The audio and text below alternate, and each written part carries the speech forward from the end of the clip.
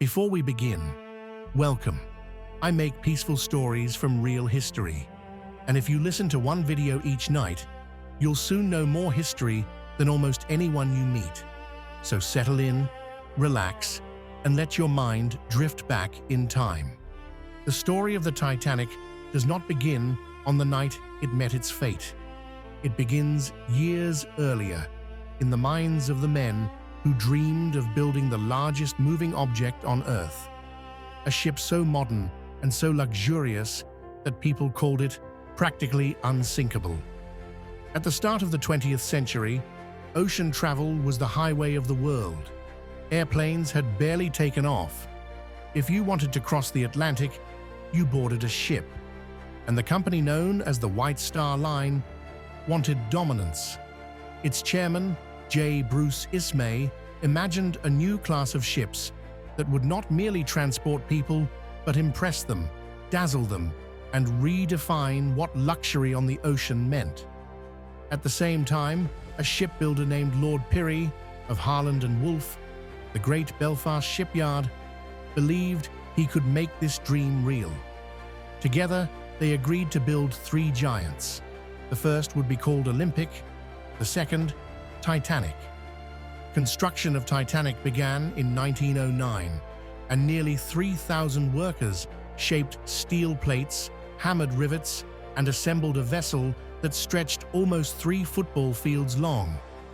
When you imagine the ship rising in that yard, try to picture the scale around you. Great towers of scaffolding, workers balancing on beams, the ring of metal echoing through Belfast's harbour, and sparks from hot rivets shooting through the air like miniature stars. Titanic was not just big, it was designed to be beautiful. Inside, the designers created a world that looked more like a European hotel than a ship. First-class passengers walked on grand staircases under huge glass domes. They relaxed in smoking rooms with carved wood, ate in dining rooms lit by chandeliers, and slept in cabins decorated like expensive homes. There were Turkish baths, reading rooms, cafes, and long corridors carpeted and polished until they looked almost unreal. For second-class passengers, the comfort was better than the best hotels many of them had ever seen. And even in third class, the area meant for immigrants and working families, Titanic offered cleaner, larger rooms than many had known in their entire lives. On April 10, 1912, the Titanic prepared to sail from Southampton, England, on her maiden voyage to New York City. The docks were filled with people waving handkerchiefs, calling out names, and watching what they believed was the safest ship ever built. Some passengers boarded full of hope. Immigrants dreamed of new beginnings in America. Others, wealthy and famous, boarded simply for the pleasure of being among the first to experience the ship. And among those boarding were the people who would later inspire one of the most famous movies ever created. While Jack and Rose never existed as individuals, the world of the Titanic film, its romance, its elegance, its contrasts between wealth and poverty, was drawn directly from the real atmosphere of the ship. Artists, millionaires, socialites, and ordinary travelers all walked those decks. You can imagine Leonardo DiCaprio and Kate Winslet weaving through that same world, because their story was inspired by the emotions, class differences, and human moments that truly filled the ship's halls. As Titanic left Southampton, the harbour was crowded with smaller boats watching her glide past. The ship sailed first to Cherbourg in France, where more passengers boarded, and then to Queenstown, today Cove, in Ireland, where the last travellers stepped on board. After that, the Atlantic lay ahead, cold, wide, and silent. Inside the ship, life settled into a rhythm. First-class passengers enjoyed elegant meals lasting hours, with music playing softly from the orchestra. The wealthy walked the decks in thick coats, feeling the sea breeze and staring at the endless horizon. In second class, teachers, tourists, and businessmen read newspapers, took afternoon tea, and enjoyed more modest but comfortable dining rooms. Down in third class, families gathered in common rooms, children played, and people shared stories of the futures they hoped to build. If you were aboard, you would have felt the ship's gentle vibration beneath your feet, like a heartbeat running through the floors. At night, the ocean outside the windows was dark and calm, and stars filled the sky. You might imagine yourself walking along the rail, hearing distant laughter, footsteps on wooden boards, and soft conversations carried by the wind. It was a world suspended between continents, almost dreamlike. And in this setting, it becomes easier to see how the movie Titanic captured so many imaginations. The film's long, sweeping shots of the deck, the slow moments of connection between strangers from different worlds. Those things were rooted in the very real atmosphere passengers experienced during those days at sea. But despite its beauty, the North Atlantic is known for something else: ice. April is iceberg season, when pieces of frozen mountains drift south from Greenland. Titanic received several wireless messages from other ships warning of ice ahead. Some officers noted them, others set them aside, assuming the ship's speed and design made it safe enough. Titanic steamed forward at about 22 knots, not her top speed, but still fast for waters known to hide ice.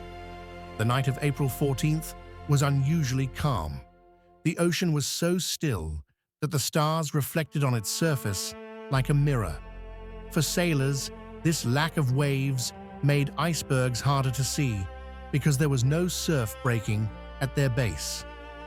Up on the lookout platform, the two watchmen scanned the dark horizon without binoculars. Those had been misplaced before departure. Inside, passengers enjoyed a quiet evening. Many slept early. Others read, talked, or shared drinks in the lounges.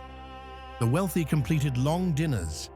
The ship's orchestra played songs that drifted through the air like gentle threads of sound. If you listened closely, you might have heard the hum of engines far below, steady and reassuring. Everything felt peaceful. And then, shortly before midnight, the calm shattered.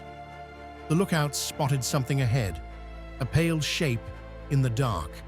They rang the warning bell and phoned the bridge.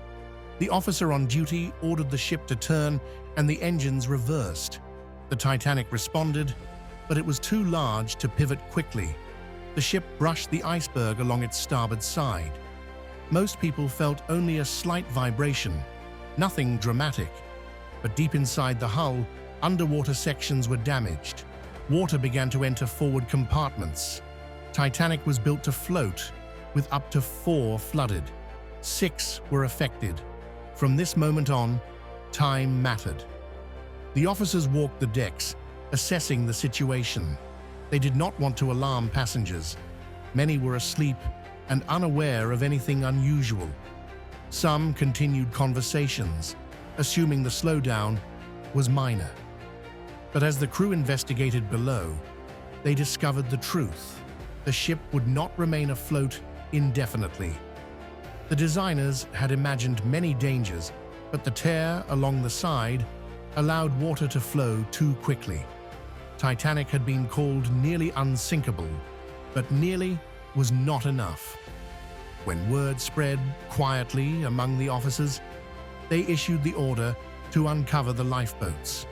Passengers, confused and reluctant to leave the warm interior for the cold night air, were told it was just a precaution.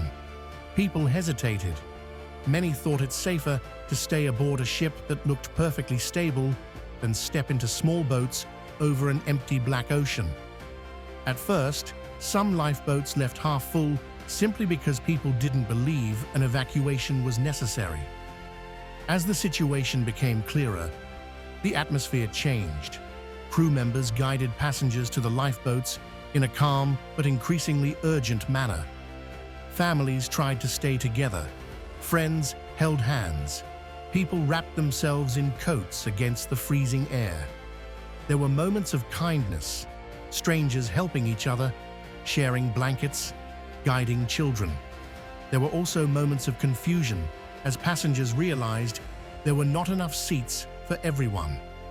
The old maritime rule of women and children first added another layer of emotion, pushing people into difficult decisions.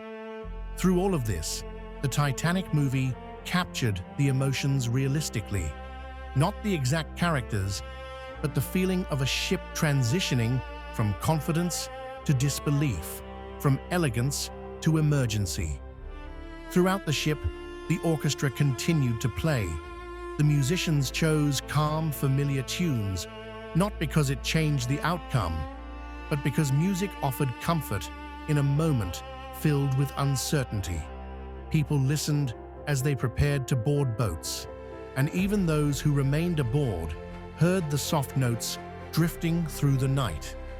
As more boats launched, the ship slowly tilted. Passengers in the remaining sections stayed close to friends and strangers alike, united by circumstances none of them imagined when they boarded days earlier. Final messages were sent by radio operators to nearby ships asking for help. Lights glowed against the dark sky as the ship's angle increased. In the distance, some boats saw the silhouette of the ship change shape, its bow gradually lowering. When Titanic finally disappeared beneath the surface, the survivors watched from their boats, stunned and silent, holding each other for warmth. The Carpathia, the ship that received Titanic's distress calls, arrived hours later and rescued those who survived the freezing night. When dawn came, the ocean was calm again, but the world had changed. News of the tragedy spread across the globe. People mourned. Inquiries were launched. Ship designs were improved. Lifeboat requirements changed.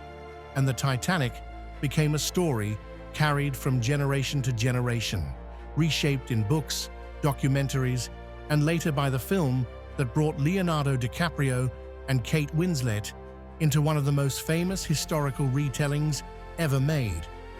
But the true story does not need exaggeration.